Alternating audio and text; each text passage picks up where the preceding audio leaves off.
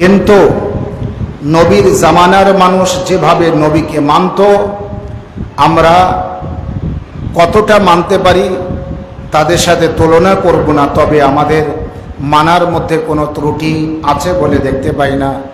কারণ আল্লাহর নবী যেভাবে মানতে বলেছে সেইভাবে আল্লাহকে মেনেছি, যেভাবে দিন মানতে বলেছে সেইভাবে দিন মেনেছি, নামাজ পড়তে বলেছে নামাজ পড়েছি, রোজা রাখতে বলেছে রোজা রেখেছি, দান খায়রাত করতে বলেছে দান খায়রাত করেছি, এবং সাথে সাথে আল্লাহর নির্দেশকে মেনে চলেছি।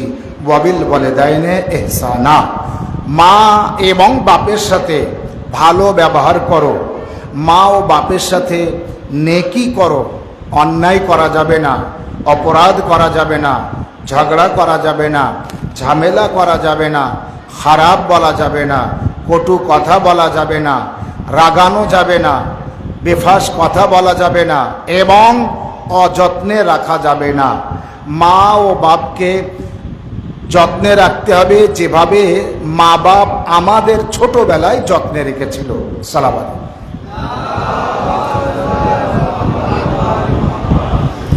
এবার কিভাবে মা বাপ আমাদের যত্ন করত সেটা যদি বুঝতে হয় তো আমরা আমাদের সন্তানদের কিভাবে যত্ন করছি। ছোট ছোট বাচ্চা যার যার আছে, তারা তার বাচ্চাকে নিয়ে কি কি না স্বপ্ন দেখে। আমার সন্তান সব থেকে ব্রেনীয়, আমার সন্তান মোবাইল এত বোঝে আমরা বুঝি না, আমার সন্তান পড়াশোনায় খুব ফাস্ট, আমার সন্তান এই ওই, মানে কেউ নিজের সন্তানকে কোনো রকমের খারাপ চিন্তা ভাবনা তার প্রতি রাখে না। মানে আমার নাতির মতো কেউ বোঝে না, আমার ছেলের মতো কেউ বোঝে না, আমার মেয়ের মতো কেউ বোঝে না, আমার করে সব আমরা শেষ করে দিয়েছি। ঠিক ওইভাবে আমাদের মা বাপ আমাদেরকে নিয়েও স্বপ্ন দেখত। কিন্তু আজ সেই মা বাপকে যদি আমি ভুলে আমি শুধু আমার সন্তানকে নিয়ে আদর করি, তাহলে জানবেন মা বাপের সাথে এহসান করলাম না, মা বাপের সাথে নেকি করলাম না। মা ও বাপ তাদের সাথে সর্বদাই নেকি করতে হবে, অর্থাৎ যা প্রয়োজন সেটা। আমি যখন ছোট ছিলাম আমাকে যেভাবে প্রয়োজন মিটিয়েছে, মা বাপ এখন বয়স হওয়ার কারণে তারা ছোট মানুষের ন্যায় হয়ে যায়। হাদিসের মধ্যে বলছে, আল্লাহর নবীও বলেছেন এবং আমার ইমামদের বাণীও আছে। দেখো, যখন আমরা আমাদের ছোট বাচ্চাদেরকে আমরা লালন পালন করি, সে খাবে কখন বলতে পারে না, পেশাব কখন করবে বলতে পারে না, পায়খানা কখন করবে বলতে পারে না, গোসল কখন করবে বলতে পারে না, তার কি হচ্ছে বলতে পারে না। কিন্তু আমরা সব বুঝে নিই, আমরা সব বুঝে নিই কি আমার সন্তানের এইবার খিদে পেয়েছে, ঘুম পেয়েছে, এটার অসুবিধে ওটার অসুবিধে। যদি কিছু নাও হয় তাও আমরা মনে করি কিছু একটা হয়েছে, ভালো ডাক্তারের কাছে নিয়ে যেতে হবে। তো আমরা আমাদের সন্তানদের কি করি, ডাক্তারের কাছে নিয়ে যেতে গেলে ভালো ডাক্তারের কাছে নিয়ে যেতে হবে। পড়াশুনো করাতে গেলে আমরা এলাকার ভিতরে মাস্টার খুঁজি, যে খারাপ মাস্টার, যে ভালো পড়াতে পারে না, সেই রকম মাস্টার খুঁজে আমরা আমাদের ছেলে মেয়েদের তাদের কাছে পাঠাই। এই না, এই করি তো না, আমরা ভালো মাস্টার খুঁজি। এলাকার মধ্যে কে ভালো পড়াতে পারে, গ্রামের মধ্যে যখন না পাই তখন নিমিচির দিকে চলে যায়, ভেবিয়ার দিকে চলে যায়। আর যখন একটু ডিগ্রি বেশি করে, ব্রেন ভালো হয়, তো আমার সন্তানকে কোথায় দিতে হবে না, অমুক মিশনে দিতে হবে, অমুক জায়গায় রাখতে হবে। এইবার বলে কি জানেন, গরিব মানুষ, আমার সাথেও অনেকে বলে, মৌলানা সাহেব এত টান আর এত সমস্যার মধ্যে কি করে জোগাড় করি, এক্ষুনি ছেলের 1.5 লাখ টাকা দিতে হবে, এক্ষুনি আমার ছেলের জন্য 80,000 টাকা বার করতে হবে। চিন্তা করুন, এদিকে বলছে আমি বিরাট গরিব, ছেলের জন্য 80,000 টাকা বার হচ্ছে, মেয়ের জন্য 70,000 টাকা বার হচ্ছে, ছেলের জন্য 1.5 লাখ টাকা বার হচ্ছে, কারণ বড় মিশনে পড়াতে হবে। আর এলাকার মধ্যে আর ভালো মাস্টার নেই, টাকিতে ভালো মাস্টার, ওখানে পাঠাচ্ছি। বসিরহাট ভালো মাস্টার, ওখানে পাঠাচ্ছি। তারপরে কি, যে বিষয় পড়াশুনো করছে এ বিষয় এলাকায় ভালো ডাক্তার ভালো মাস্টার নেই, তো কোথায় আছে? বারাসাত আছে।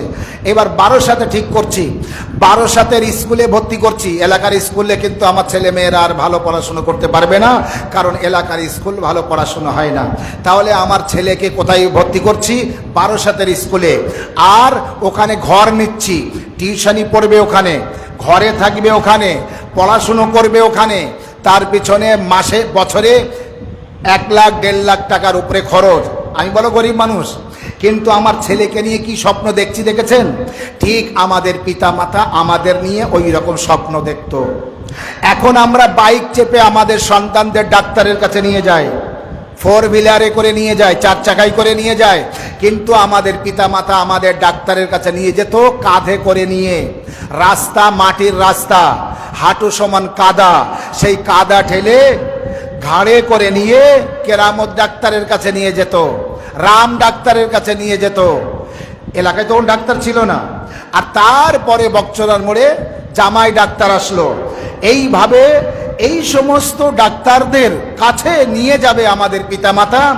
জন খেটে সামান্য পয়সা হবে, সেই পয়সায় চালও কিনতে হবে, সেই পয়সায় বাজারঘাট করতে হবে, সেই পয়সায় আমাদের ঔষধ নিয়ে আসবে এবং আমাদের ঔষধ খাবিয়ে ভালো করবে, সুস্থ করবে। আর এইভাবে পাড়ায় পাড়ায় মসজিদ, ইমামবাড়ি, মক্তব এসব ছিল না। তাই এ থানে ও থানে, এ দরগায় ও দরগায় যে মাথা ঠুকে ঠুকে দোয়া করবে, প্রার্থনা করবে, আল্লাহকে ডাকবে, পঞ্জতনকে ডাকবে, ডেকে আমাদেরকে ভালো করার চিন্তা ভাবনা নিয়েছে। এমন কি এখন সুইচ টিপলি লাইট, কিন্তু তখন কেরাসিন তেলের ছোট্ট একটি টিমটিমি একটি চেরাগ, যাকে আমরা হারিকেন বলি, আর একটা কি ভাষা ভালো আছে জানি না, আমরা টেমি বলতাম বা হারিকেন লাইট বলতাম।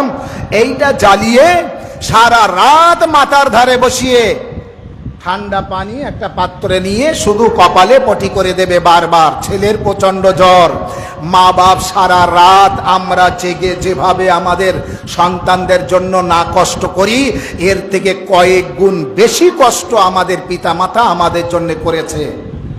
ভুল বলছি? কার জোরে বলছি? যারা বয়স্ক লোকেরা আছে তারা জানে, আমরা যারা দেখিনি বলতে পারবো না। কিন্তু যতটা আমার মনে আছে, আমাদের এই রাস্তা এই তো কিছু কয়েক বছর হচ্ছে পাকা হয়েছে, এর আগে কাদা ছিল না। কাদার রাস্তা, মাটির রাস্তা। বর্ষার সময় গরু আর ওই নাঙল চষা গরু বা মাঠে চলতো, আর মহিষ এইসব থাকতো, এরা রাস্তায় চলে চলে যা কাদা করেছিল, পা রাখলে হাঁটু সমান, আচ্ছা জুতো পরে যেতে পারবে না।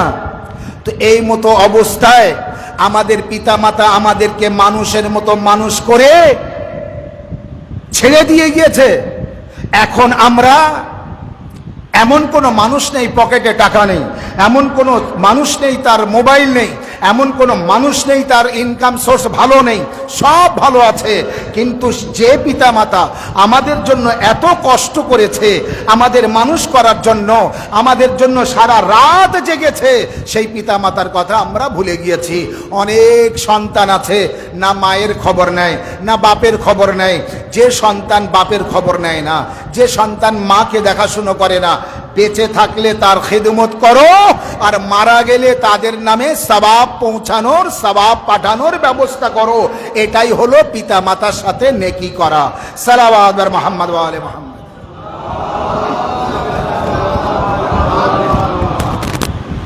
যেহেতু মজলিসটা ইসালে সওয়াবের, এই জন্য এই আলোচনা কিন্তু, আর আমাদের প্রয়োজন। আমরা পিছনের কথা ভুলে যাই, যে পিছনের কথা ভুলে যায় সে কিন্তু আসল মানুষ না। আপনি সেই গরিবতাকে ভুলে, যেই আপনার পয়সা হবে আপনার ভিতরে অহংকার আসবে, আপনি অহংকারে চলবেন, গরিবতার কথা ভুলে যাবেন, আপনার অভাবের কথা ভুলে যাবেন, মানুষ থাকতে পারবেন না, আপনি অমানুষ হয়ে যাবেন। গরিবতার কথা মনে রাখতে হবে। প্রায় সব ছিল মাটির বাড়ি, বিসলির চাল, রাত্রে মশারি না টাঙালে তার ভিতরে ঢুকে যাচ্ছে, বারান্দায়, মাটির বারান্দায় শুতে হতো, ঘুমাতে হতো। এইভাবে আমরা কিন্তু সব মানুষ হয়েছি। এখনকার ছেলেরাই, ছোট ছোট বাচ্চারা, এরা বলতে পারবে না কি কষ্টে মানুষ হয়েছি আমরা। ঠিক আজ কষ্ট না থাকার পরে আমরা আমাদের সন্তানদের নিয়ে যতটা স্বপ্ন দেখি, আমার সন্তান না এত ব্রেন ভালো, ও একটা মাস্টার হবেই হবে, ও একটা ডাক্তার হবে, ও একটা ইঞ্জিনিয়ার হবে, ও এই হবে, ও ওই হবে। আমরা আমাদের সন্তানদের নিয়ে এই স্বপ্ন দেখি, আমাদের পিতামাতা আমাদের নিয়ে স্বপ্ন দেখিনি। তবে এখন আমরা যে স্বপ্ন দেখি পূরণ করার চেষ্টা করি আর পারি, কারণ পয়সা আছে। আমাদের পিতামাতা আমাদের জন্য খরচ করবে, সে পয়সা ছিল না। তখনকার সময় সংসার চালানো প্রতিটা মানুষের কষ্ট ছিল, সে কষ্টের সীমা নেই। টোটাল গ্রামের মধ্যে 5-7 ঘর কি 10-15 ঘর সুস্থ ছিল, তারা, তাদের জমি জায়গা ছিল, বাকি গ্রামের মানুষ সব তাদের বাড়িতে জন খাটতো। আচ্ছা, জন খেটে সাথে সাথে টাকা পেত না, জন কেটে বাড়িতে যেতে হবে, বিকেলে তাদের বারান্দায় যেয়ে, ঘরের বাইরে যেয়ে, পোটেই যেয়ে বসে থাকতে হবে। বাবুরা কখন উঠবে, ঘুম থেকে মুখ ধুয়ে তারপরে পয়সা দেবে, সেই পয়সা নিয়ে বাজারে যাবে, বাজার করে বাড়িতে আসতে রাত হয়ে যাবে। রাত্রে বাড়িতে এসেই দেখলো ছেলের প্রচণ্ড জ্বর, রাস্তায় কাদা। ওই অবস্থায় ছেলেকে ঘাড়ে করে নিয়ে ডাক্তারের কাছে চলে গেল। গাড়ি নেই, এই ভ্যান রিক্সাও ছিল না। গ্রামে একটা দুটো সাইকেল থাকলে মানুষ দেখতে যেত, এই অমুক একটা কি কিনেছে, চল তো দেখে আসি। আমাদের গ্রামে বাইক ছিল না, চাপালি থেকে একটা বুলেট আসতো, ওই বুলেটটা দেখার জন্য আমরা এই রাস্তায় দাঁড়িয়ে থাকতাম। কার বুলেট বুঝতে পেরেছেন? সেই সময় পয়সা ছিল তার, বুলেট নিয়ে আসবে। আপনি ভাবতে পারেন এখন ঘরে ঘরে একটা না কয়েকটা করে বাইক। এক কথায় আমি যেটা বোঝাতে চাচ্ছি, এখন সন্তান মানুষ করতে কোনো কষ্ট নেই। তারপরও আমরা আমাদের সন্তানদের নিয়ে কিতনা ভাবি, এর থেকে কয়েক শতগুণ বেশি কষ্টের ভিতরে, অভাবের ভিতরে আমাদের পিতামাতা আমাদের জন্য ভেবেছিল। সেই পিতামাতাকে আজ আমরা যারা তার সন্তানরা বেঁচে আছি, যদি তানার নামে কিছু না করি, না কাজা নামাজ পড়ে দেই, না একদিন কাজা রোজা রাখি পিতামাতার জন্যে, আর না কোনোদিন তার কবরে যেয়ে ফাতিহা পড়ি, আর না প্রতি বৃহস্পতিবারে ফাতিহা পড়ি, আর না দোয়া করি, যখন পিতামাতার জন্য দোয়াও করি না। মনে রাখবেন, জীবিত থাকলে যত খিদমত করার, আপনার স্ত্রী, আপনার সন্তানের যতটা প্রতিদিন দেখাশুনো করেন, তার থেকে কয়েক গুণ বেশি যদি পিতামাতার দেখাশুনো না করেন, তাহলে আপনি আপনার মা বাপের সাথে এহসান করলেন না, নেকি করলেন না। জোর করে বলতে পারবেন না যে হ্যাঁ আমি তো আমার মায়ের খেদমত করি, খবর নেই। একটা লোক ছিল, যে লোকটার লেখাপড়া শেখানোর জন্য মা হারিকেন লাইট নিয়ে রাস্তায় দাঁড়িয়ে থাকতো, সন্ধ্যের পরে ছেলে পড়ে বাড়িতে আসবে। এইভাবে ছেলেকে মা মানুষ করলো। ছেলে সে লেখাপড়া শিখে মোটামুটি সুস্থ জায়গায় টিউশনি পড়িয়েতে তাতে করে ভালো চলে। মা এখন বৃদ্ধা হয়ে গিয়েছে। সেই মা একবার ছেলেকে বলল, খোকা আমার জন্য কটা পান এনে দিস তো। পান? খোকা আমার খুব কষ্ট হচ্ছে, একটা সিরাপ এনে দিস তো। আমার খুব জ্বর। খোকা বাপ কটা বড়ি এনে দিস তো। উত্তর ছেলে দিচ্ছে, ওই ছেলে যার জন্য মা রাস্তার ধারে বসে থাকতো হারকে নিয়ে, সেই ছেলে উত্তর দিচ্ছে, মা পয়সা দাও। তো বলে, খোকা পয়সা কোথায় পাবো? বলে, আমার কাছে পয়সা নেই, এখন আমি ওসব পান পর্যন্ত এনে দিতে পারবে না। পান, একটা জ্বরের বড়ি ক টাকা দাম, একটা সিরাপ ক টাকা দাম, মার জন্য আনতে পারছে না। কিন্তু ওই মা তোমার জন্য কি করেছে তুমি ভুলে গিয়েছো। যাও ভুলে, তোমার সন্তান কিন্তু দেখছে আমার মা, আমার বাপ কতটা আমার দাদাকে বা দাদির খেয়াল রাখছে, এটা কিন্তু তার মাথায় ঢুকছে। পরিবেশের সাথে সব পাল্টে যায়। আজকের আমাদের মজলিস শুরু হলে সবাই চলে আসে কেন? পরিবেশ তৈরি হয়েছে এমন। আমি বিশেষ করে ঘোনার বনে দেখেছি, যখনই মজলিস শুরু হয় সবাই দৌড়ে চলে আসে। বলতে হয় না এই চল চল, কারণ এখানকার পরিবেশ তৈরি হয়েছে। কিছু কিছু জায়গায় কয়েক লাখ টাকা ব্যয় করে মিলাদ মজলিস দেওয়া হয়, এতটা লোক সামনে বসে থাকে না, খাবার সময় এর থেকে বেশি লোক আসে, কিন্তু সামনে এতটা লোক বসে না। আলহামদুলিল্লাহ ঘোনার বন অনেকটা এগিয়ে, মজলিসেরা শোনে আর বোঝে। আচ্ছা মজলিসে আসে কেন? চেষ্টা করে কিছু বোঝার জন্য। তো আমি যেটা বোঝানোর চেষ্টা করেছি আপনাদের, যদি মা বাপ বেঁচে থাকে, আল্লাহর নবীর কাছে এক ব্যক্তি এসেছে ইহুদি, হুজুর আমি মুসলমান হব। আল্লাহর নবী তাকে কলেমা পড়ালেন। এবার বলছে হুজুর আমি যুদ্ধে যাব, আপনার হয়ে যুদ্ধ করব, যুদ্ধের ময়দানে আমি শহীদ হব, আমি শহীদের মৃত্যুবরণ করতে চাই। শুনেছি শহীদ মরলে অনেক সওয়াব, শহীদ মরলে সে জান্নাতি, শহীদ মরলে তার লাশ পচে না, শহীদ মরলে তার হিসাব পরিষ্কার, সে জান্নাতে যাবে। তো আমি শহীদ হতে চাই। আল্লাহর নবী বললেন তোমার বাপ মা আছে? আছে বাপ মা? তো বলে হুজুর দুটো ঘটনা। একটা ঘটনা আছে, বলে হুজুর আমার বাপ আছে মা নেই। তো আল্লাহর নবী বললেন তোমার বাপের খেদমত করো আর মায়ের কবরে যেয়ে জিয়ারত করো। যুদ্ধের ময়দানে যেয়ে যুদ্ধ করতে করতে মৃত্যুবরণ করা শহীদ হওয়ার থেকে বেশি সওয়াব পাবে। সালাওয়াত। আরেকটি রওয়ায়েতে আছে আল্লাহর নবীকে যখন বলে হুজুর আমি শহীদ মরতে চাই, আল্লাহর নবী বললেন মা বাপ বেঁচে আছে? বলে না। না, আল্লাহ নবী বলেন যাও তোমার মা বাপের খেদমত করো। তো বলে হুজুর আমার মা বাপ বেঁচে নেই। তো বলে মা বাপের কবরে জিয়ারত করো।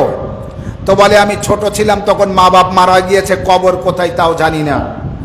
আল্লাহর নবী বললেন তুমি বাড়িতে যাও, যেয়ে চারটে দাগ টেনে মনে করে এটা আমার বাপের কবর, আর কবরের মতো লম্বা চারটে দাগ টেনে মনে করো পাশে এটা আমার মায়ের কবর।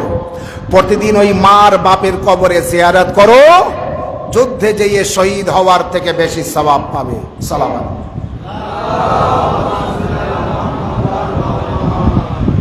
তবে যাদের মা বাপ মারা গিয়েছে তারা বুঝতে পারছে, যাদের মা বাপ মারা যায়নি তারা ওই কম ওই অভাবটা বুঝতে পারছে না।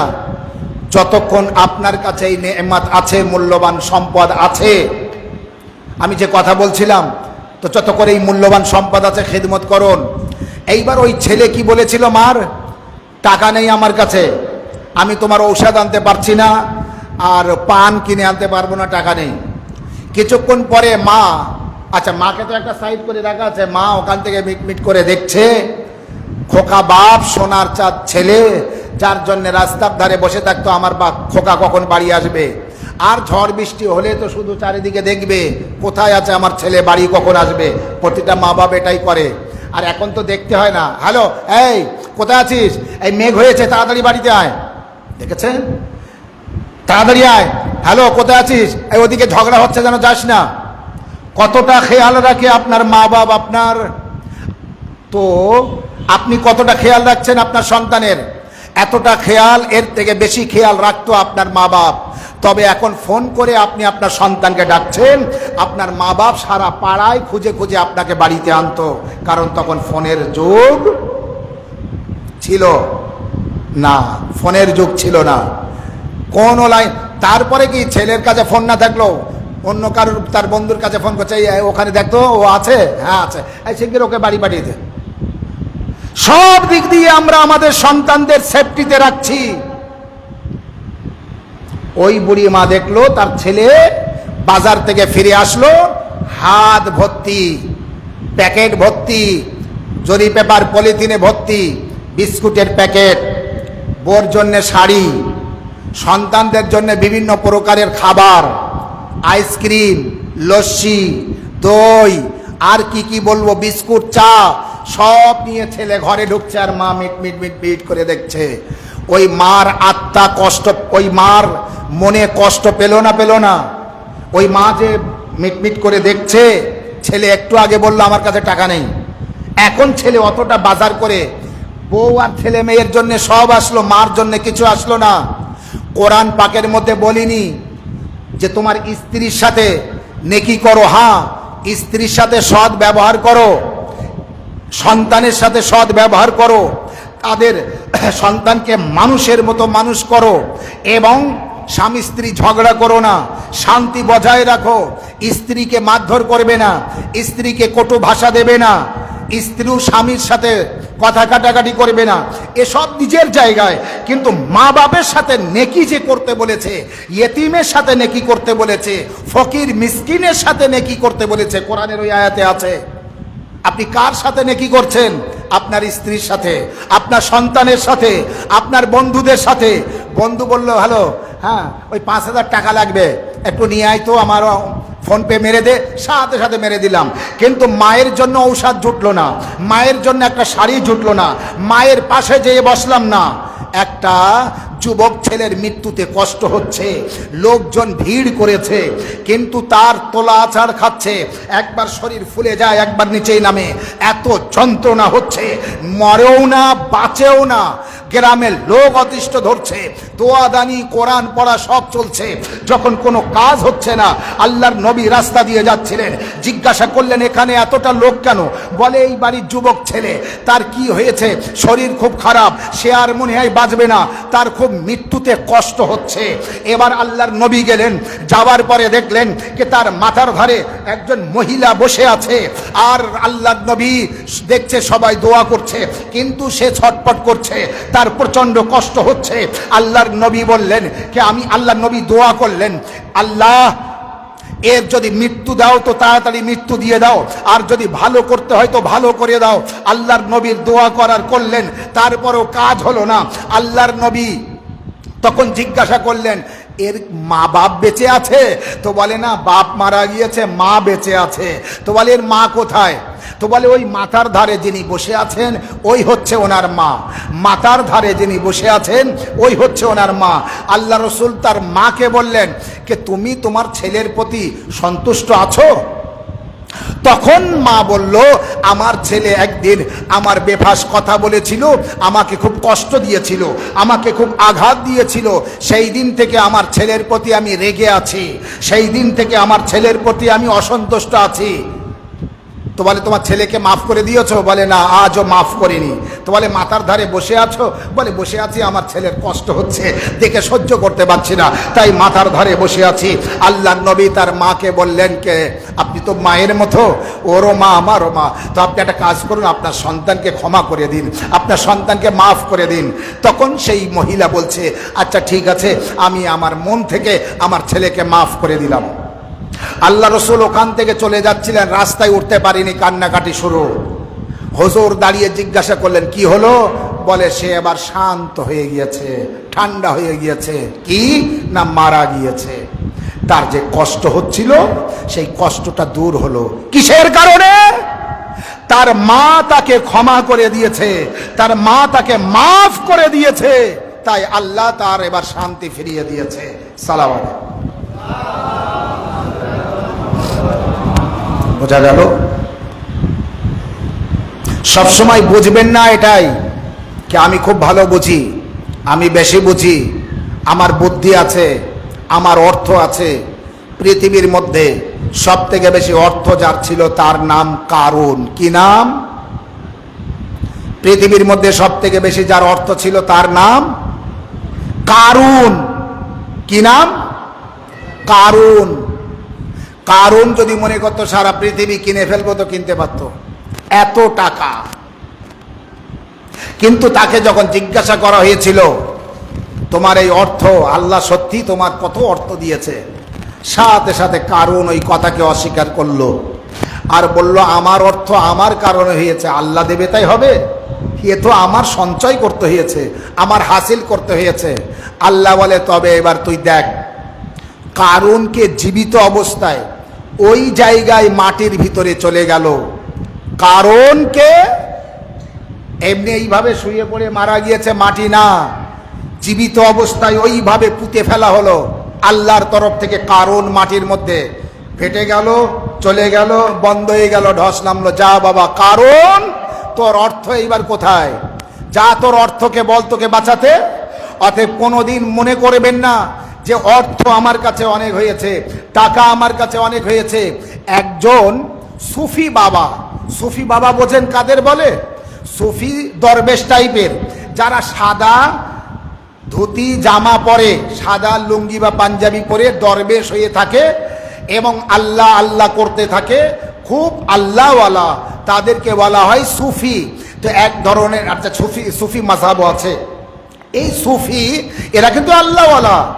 তো একজন সুফি আমাদের মাওলার ভক্ত, যার নাম হচ্ছে বহলুল দানা। বহলুল দানার কাছে ওই সুফি গিয়েছে। আচ্ছা, সুফির অনেক ভক্ত আছে, অনেক ছাত্র আছে। ওই সুফি ব্যক্তি পীর ব্যক্তি, সুফি পীর ভক্তদের নিয়ে চলাফেরা করে। একদিন বহলুলকে খুঁজলো, বহলুলকে পেয়েও গেল। পাওয়ার পরে বলছে, বহলুল আমাকে কিছু শিক্ষা দাও, আমাকে কিছু বলো, বহলুল আমাকে কিছু বলো। বহলুল তখন বলছে, তোমার সাথে কি বলবো, তুমি কথা বলতে জানো? বহলুল তখন সেই সুফি বাবা, পীর বাবা উত্তর দিচ্ছে, হ্যাঁ হ্যাঁ আমি তো জানি, যার সাথে কথা বলতে হয় সামনের মানুষকে দেখে কথা বলতে হয়, কম কথা বলতে হয়, হিসাব করে বলতে হয়, যতটা বুঝবে শুনবে ততটা বলতে হয়, তার থেকে বেশি বলতে নেই। বহলুল তাকে বললেন, তুমি এখনো কথা বলতে শিখোনি, তুমি আমার কাছে কি শিখবে, যাও ভাগো, বলে বহলুল চলে গেলেন। ওই পীর বাবার ছাত্ররা বলছে, বাবাজি এ পাগল, এলাকার মানুষ একে ঢিল পাথর ছুঁড়ে মারে, তাড়ায়, আরে দৌড়াতে থাকে, পাগল, ওর কাছ থেকে কি শিক্ষা নেবেন? ওই পীর বাবা, সুফি বাবা বলছে, ওই বহলুল পাগল কোথায় আছে খোঁজো, আমার খুব দরকার। ও বুঝতে পেরেছে আমার খুব দরকার। খুঁজে খুঁজে দেখলে একটা কবরস্থানে বসে কিছু খাচ্ছে, সেখানে গেল। যাওয়ার পরে বলছে, বহলুল আমাকে কিছু বলো, আমাকে কিছু শেখাও, আমার কিছু নসিহত করো। বহলুল আমি তোমার সাথে বসে একটু খেতে পারি?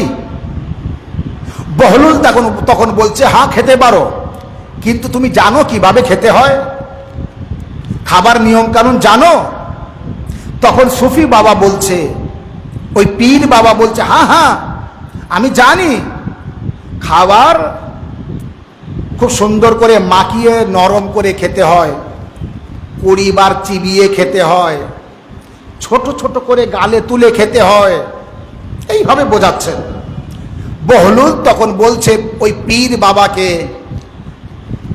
কিভাবে বলতে হয় তুমি জানো না, এখন তুমি খেতে আসছো, কিভাবে খেতে হয় সেটাও তোমার জানা নেই, কিভাবে খেতে হয় এটাও তোমার জানা নেই, চলো এখান থেকে ভাগো, বলে বহলুল ওখান থেকে চলে গেলেন। এনার ছাত্ররা আবার বলছে, হুজুর এ পাগল, ও কি শিক্ষা দেবে আপনার, লোকে ওকে পাথর ছড়ে ঢিল ছড়ে তাড়া দেয়, ওর কাছ থেকে কি শিক্ষা নেবেন? তখন ওই পীর বাবা বলছে, বহলুলকে খোঁজো, আমার খুব দরকার। তো বলছে, বাগদাদের সমস্ত লোক আপনাকে খারাপ বলবে, ও পাগল, ওর পিছনে যাবেন না। বলে না, আমার ওর দরকার, বিরাট দরকার।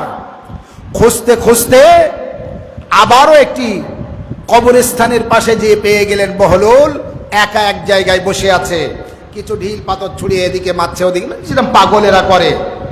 আর আচ্ছা, বহলুলকে লোক পাগল বলতো, কিন্তু আপনি শুনে রাখুন, আর আপনার জানা আছে বহলুল কিন্তু পাগল না।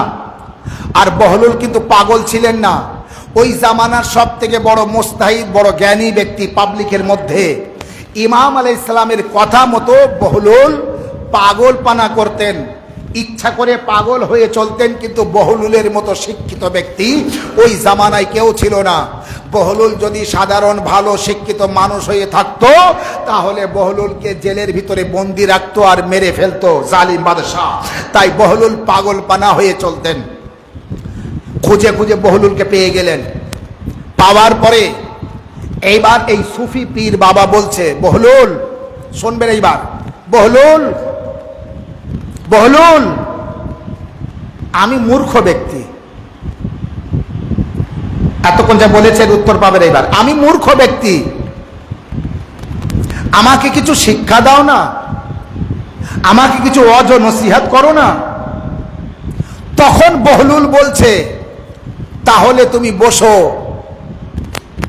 এতক্ষণ তুমি এতবার তুমি যা যা জিজ্ঞাসা করেছো আমার কাছে, তুমি নিজেকে বলেছো আমি একজন জ্ঞানী ব্যক্তি, আমি একজন শিক্ষিত ব্যক্তি, তাই তোমার আমি শিক্ষাও দেইনি, তাই তোমার আমি জ্ঞানও দেইনি।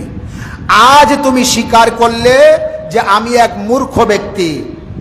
তুমি যখন মূর্খ হয়ে বহলুলের কাছে এসেছো শিক্ষা নিতে, তাহলে এবার আমি তোমাকে শিক্ষা দিতে পারবো। দেখুন, চলার পথে কিভাবে ভুল হয়েছিল ওই মানুষটারও নিজেও বুঝতে পারলেন এবার, যে তুমি যখন শিখতে চাচ্ছ তাহলে নিজেকে শিক্ষিত বললে কেন? তুমি তো বলতে পারতে প্রথমেই যে আমি মূর্খ, তো আমি তোমার তখন থেকে শিক্ষা দিতাম। এখন তুমি স্বীকার করলে যে আমি মূর্খ ব্যক্তি, তাই আমি তোমাকে এবার শিক্ষা দেব। বলো তোমার কি শিখতে হবে? তো বলে কথা কিভাবে বলতে হবে, খেতে হবে কিভাবে, আমার এই দুটো বিষয় একটু শিখিয়ে দেন। বহলুলকে এবার বলছে, বহলুল বলছে দেখো, ওই 20 বার চিবিয়ে খাওয়া, নরম করে খাওয়া, তুলে খাওয়া, এটা খাবার নিয়ম না।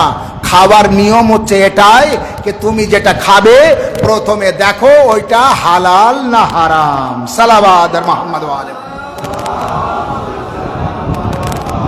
তুমি যেটি খাচ্ছ আগে দেখো ওটা হালাল না হারাম, তারপরে তুমি অনেক সময় মাখাতে হবে, নরম করতে হবে, ছোট ছোট লোকমা গালে তুলতে হবে, এসব 20 বার করে চিবিয়ে চিবিয়ে খেতে, এ পরের কথা।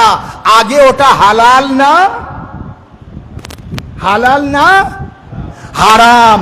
তুমি যেটা খাচ্ছ আগে এইটা দেখো হালাল খাচ্ছ না হারাম খাচ্ছ। বোঝা যাচ্ছে? তাহলে আমরা যারা এখানে বসে আছি আর মাইকের আওয়াজ যত দূর যাচ্ছে, আমরা যা যা খাবো আমাদের এই চিন্তা ভাবনা করে দেখে খেতে হবে যে আমি যেটা খাচ্ছি সেটা হালাল না, আমি যেটা খাচ্ছি সেটা হালাল খাচ্ছি না হারাম খাচ্ছি। বহলুলের কাছ থেকে শিক্ষা পেয়ে গেলেন।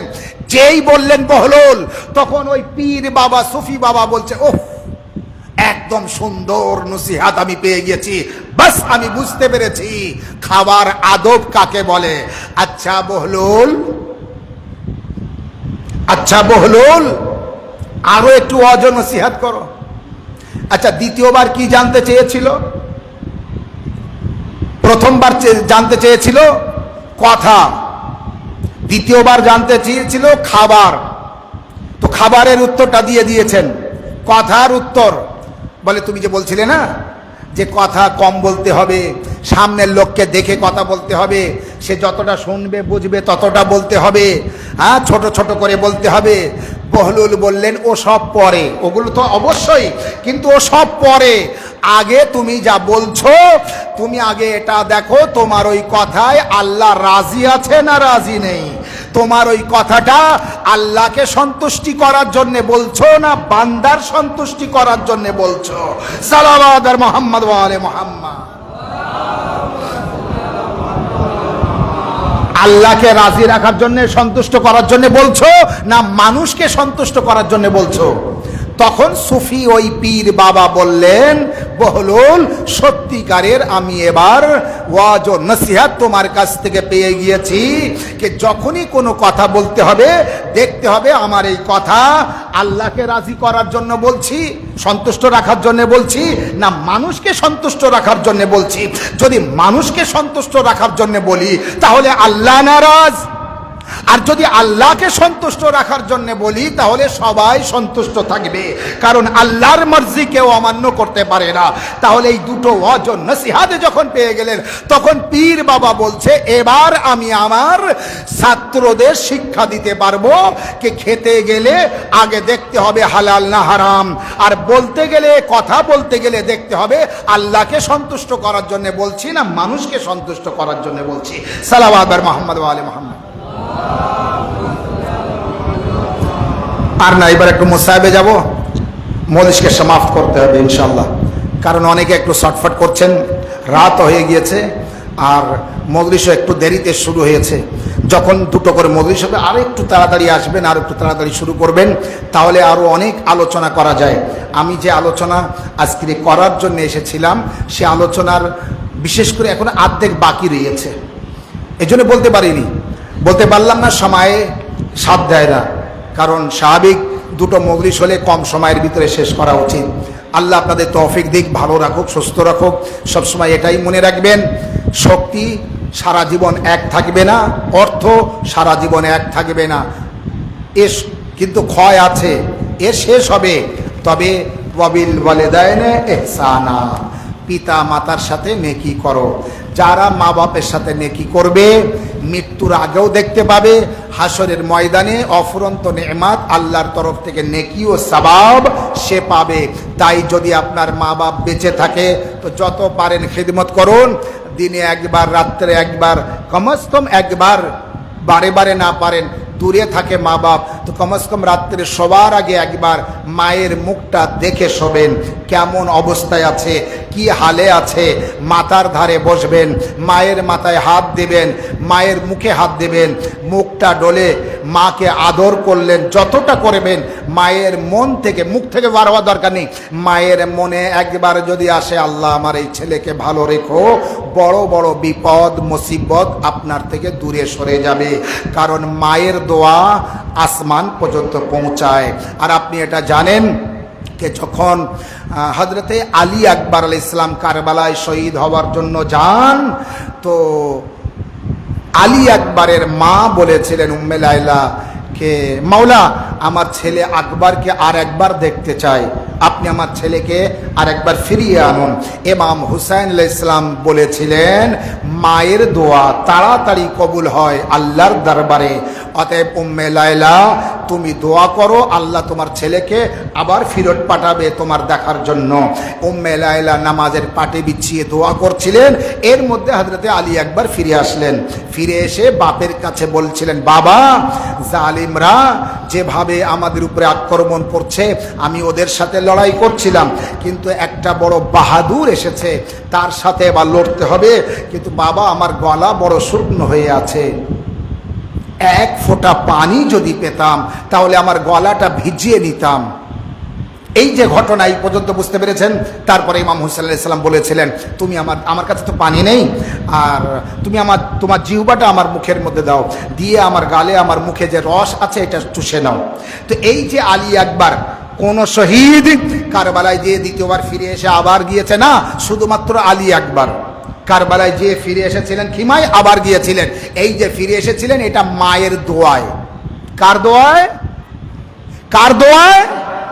মায়ের দোয়া। এই জন্যে আপনাকে বারবার বলি মায়ের চেহারা দেখা ইবাদত। সারা রাত নামাজ পড়বেন সওয়াব পাবেন, মায়ের চেহারা যতবার দেখবেন ততবার আল্লাহ আপনাকে সওয়াব দেবে। তবে ও সওয়াব ইবাদতে পাওয়া যায় না যে সওয়াব মা বাপের চেহারা দেখলে পাওয়া যায়। সালাওয়াত। আল্লাহ আপনাদের সকলকে ভালো রাখুক, সুস্থ রাখুক, সবসময় এই দোয়া করি। আর আপনিও এক অপরের জন্য দোয়া করবেন। গ্রামবাসী কে খারাপ কে ভালো আপনি দেখবেন না, আপনি যখন প্রার্থনা করবেন দোয়া করবেন আপনার পাড়া প্রতিবেশী গ্রামবাসী সকলের জন্য দোয়া করবেন।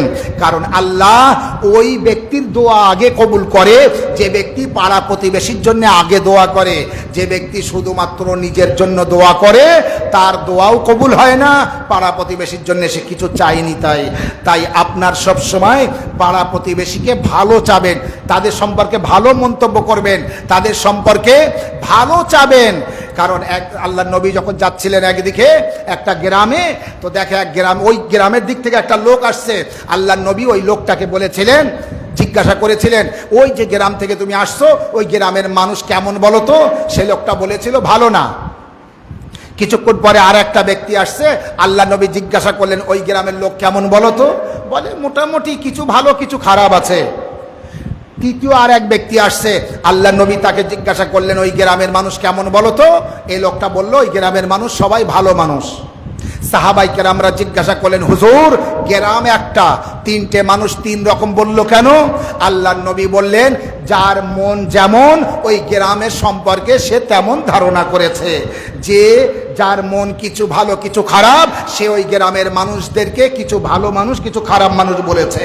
যার মন একেবারে খারাপ, সে ওই গ্রামের মানুষকে সকলকে খারাপ বলেছে। আর যার মন একেবারে ভালো, সে ওই গ্রামের মানুষকে ভালো বলেছে। সালাওয়াত মুহাম্মদ ওয়া আলি মুহাম্মদ। বোঝাতে পেরেছি ঘটনা? যদি বুঝতে পারেন তাহলে এর থেকে আপনি অনেক শিক্ষা পাবেন আর এর উপরে আমল করবেন। আপনি আপনার পাড়া প্রতিবেশী, গ্রাম তো দূরের কথা, পাড়া প্রতিবেশী তো দূরের কথা, গ্রামের মানুষকেই আপনি খারাপ ভাবতে পারবেন না। আপনি যে এলাকায় থাকবেন খারাপ ভাববেন না। কে চোর, কে ডাকাত, কে বদমাইশ, কে খারাপ, তার কাছে আপনি সকলের জন্য ভালো চাবেন। যখন আপনি সকলের জন্য ভালো চাবেন, তখন আল্লাহ আপনার জন্য ভালো চাবে। কারণ আল্লাহ বলে যে আমার অমুক বান্দাকে ক্ষমা করতে পারে না, আমি তোকে কিভাবে ক্ষমা করব? মরতে সবার একদিন না একদিন হবে। আজ মরহুম কেদার মোল্লার স্ত্রীর বছর ক্রিয়া, সেমিরা বিবি, যার বছর ক্রিয়ার মজলিস হচ্ছে, ওই খানদানের সকলের আত্মার শান্তির জন্য তার সন্তানেরা বললেন মজলিস ওই খানদানের বিশেষ করে সকলের আত্মার শান্তির জন্য, এবং সাথে সাথে গ্রামবাসীর সমস্ত মমিন ও মমিনাত যারা মারা গিয়েছে তাদেরও আত্মা শান্তিতে থাকবে। ইসালে সওয়াবের মজলিস অত সহজ না, কিন্তু তারপরও আমরা এইভাবে ইসালে সওয়াবের মজলিসে অংশগ্রহণ করি। কারণ আমরা জানি ওই মজলিসে গেলে আমি যে নেকি পাবো, নামাজ পড়ে রোজা রেখে ওই নেকি পাওয়া যায় না। নামাজ আমার পড়তেই হবে, রোজা আমার রাখতেই হবে, কিন্তু মজলিসের নেকি আলাদা, মজলিসের সওয়াব আলাদা। কারণ মুসায়েব যে হবে, যার ইসালে সওয়াবের মজলিস হয়, যার বছর ক্রিয়ার মজলিস হয়, তার নামে মুসায়েব হয় না, মুসায়েব হয় কারবালা ওয়ালাদের নামে।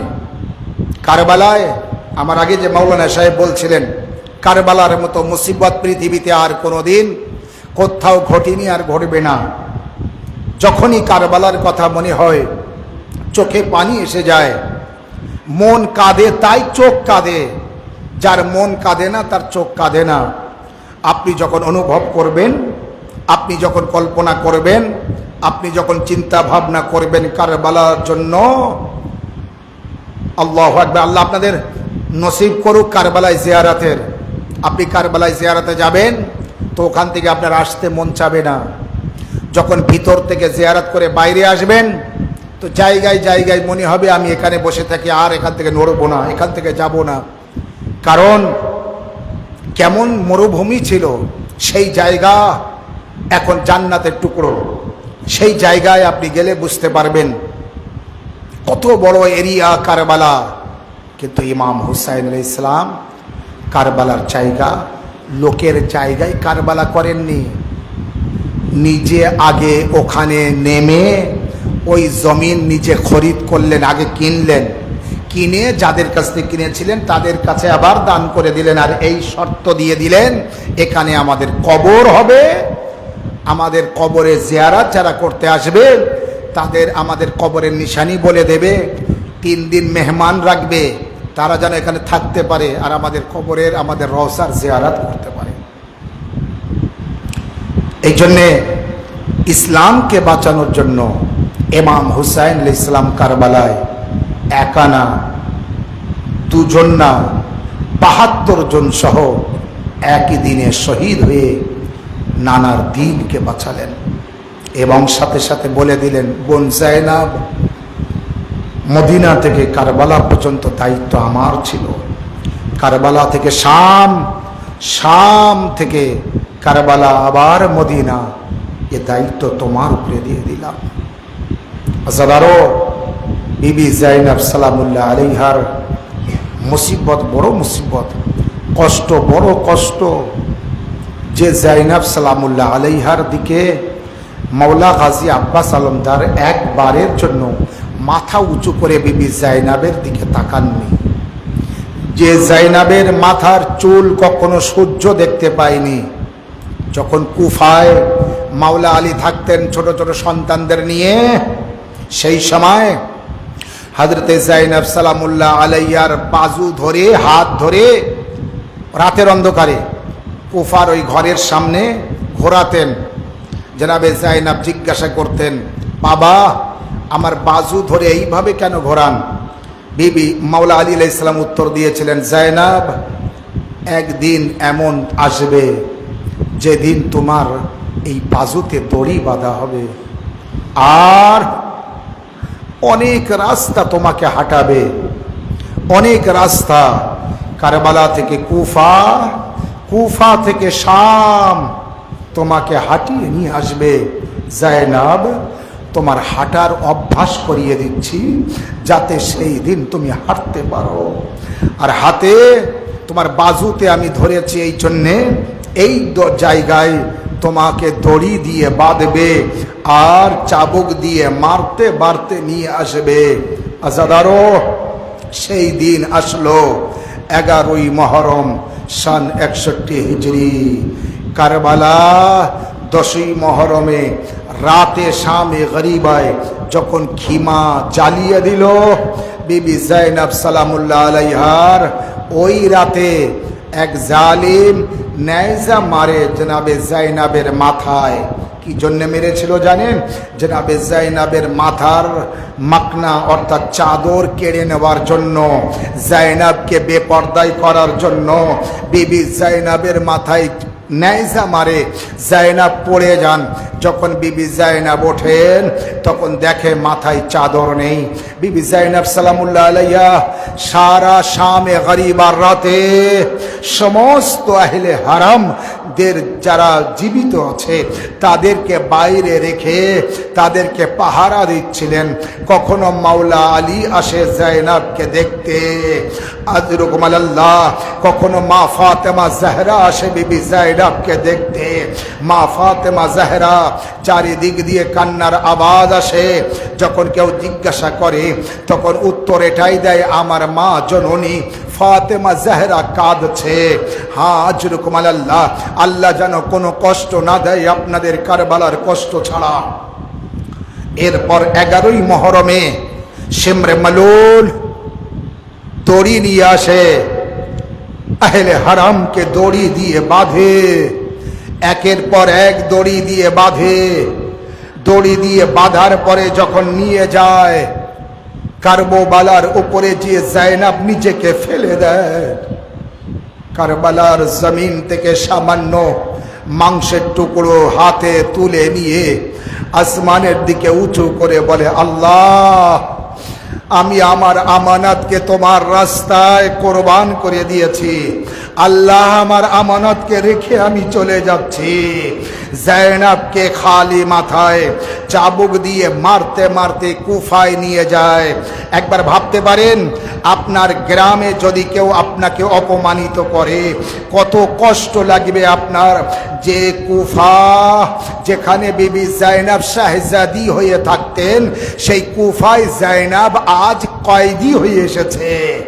ইবনে জিয়াদের দরবার, নাপাক দরবার ইবনে জিয়াদের, সেই যেখানে ইবনে জিয়াদের দরবার ছিল আজাদারও, আজও সেই জায়গা জঙ্গল হয়ে আছে।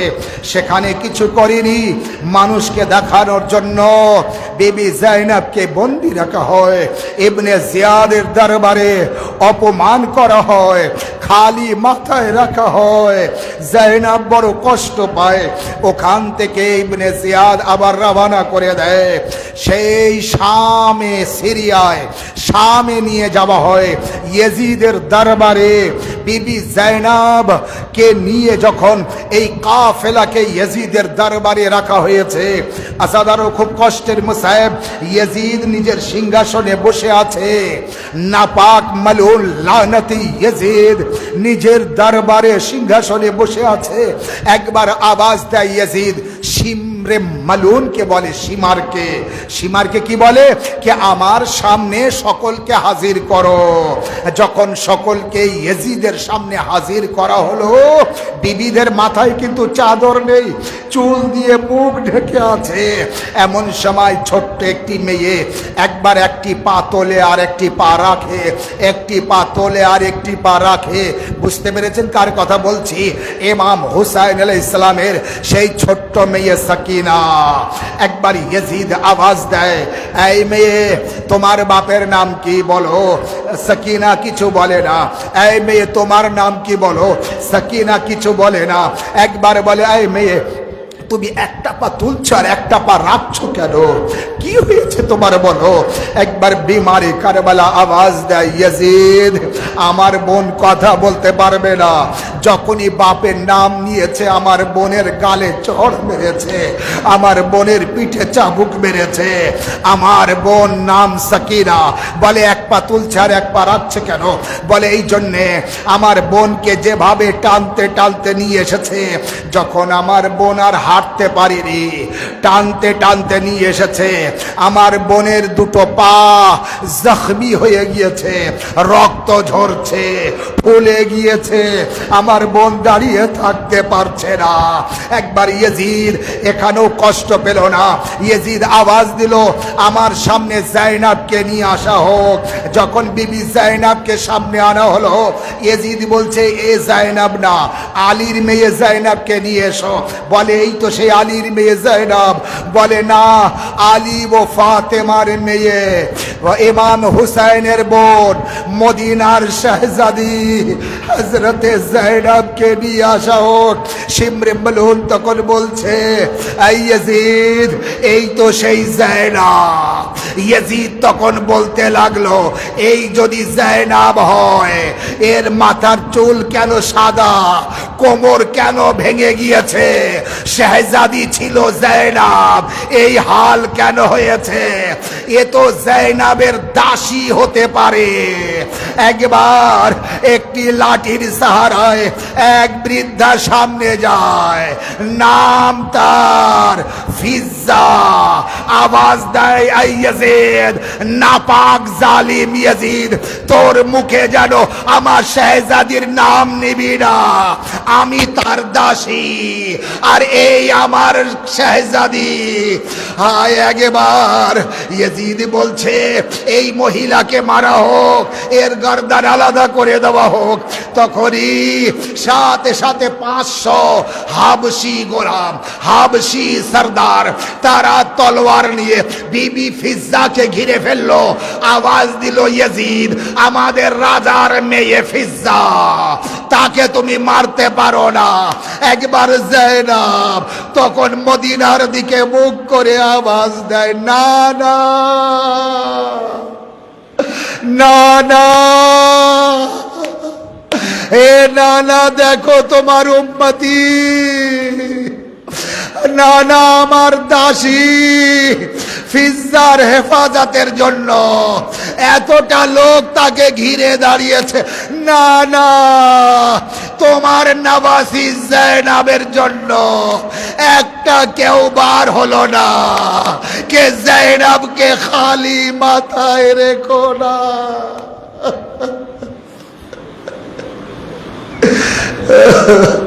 ইন্না লিল্লাহি ওয়া ইন্না ইলাইহি রাজিউন।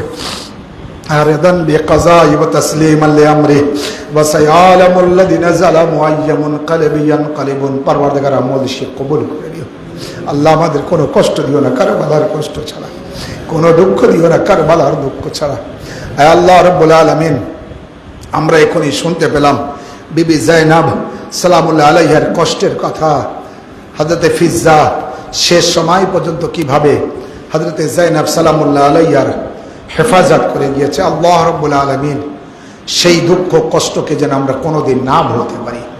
আয় আল্লাহ, এই মজলিস যাদের তরফ থেকে তাদের নেক ইচ্ছাকে কবুল করে নিও। আল্লাহ তাদের বাড়ি থেকে বালা মুসিবতকে দূর করে দিও, তাদের রুজিতে বরকত দান করো। আল্লাহ তাদের ব্যবসা বাণিজ্যে উন্নতি দিও, তাদের চাষে উন্নতি দিও, তারা যে কাজ করে সেই কাজে উন্নতি দিও। আল্লাহ রাব্বুল আলামিন যাদের আত্মার শান্তির জন্য মজলিস করেছে এবং যাদের ইসালি স্বভাবের মজলিস দিয়েছে আল্লাহ রাব্বুল আলামিন তাদের ছোট বড় গুনাহকে মাফ করে দিও।